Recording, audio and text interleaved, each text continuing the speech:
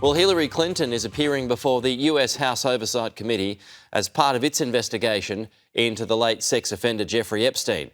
Both had previously resisted calls to appear, describing the closed-door depositions as politically motivated.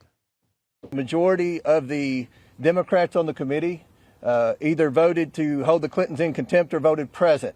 And I think that's a statement we know that Jeffrey Epstein said many times in emails, that he was the first person to raise money for the Clinton Initiative, the Clinton Foundation, that he solicited money at some of his properties for the Clinton Foundation. Again, that's not saying anything's illegal, but there are a lot of questions pertaining to Secretary Clinton. James Matthews reports Hillary Clinton says she had no knowledge of Jeffrey Epstein or Ghislaine Maxwell's crimes.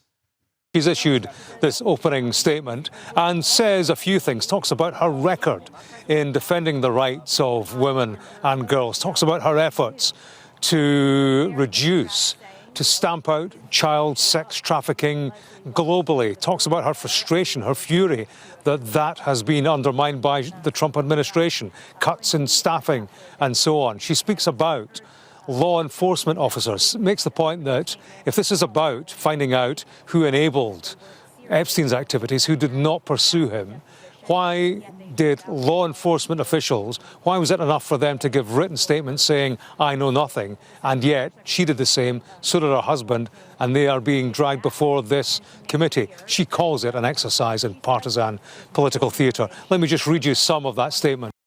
She says this: a committee run by elected officials with a commitment to transparency would ensure the full release of all the files. It would ensure the lawful redactions of those files protected the victims and survivors, not powerful men and political allies.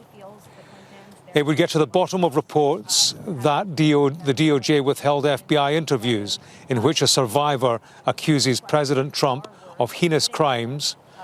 It would subpoena anyone who asked on which night there would be the wildest party on Epstein's island.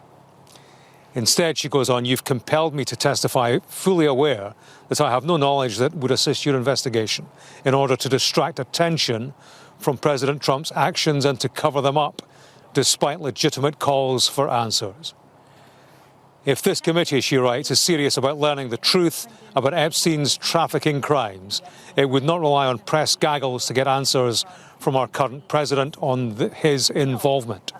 It would ask him directly, under oath, about the tens of thousands of times he shows up in the Epstein files.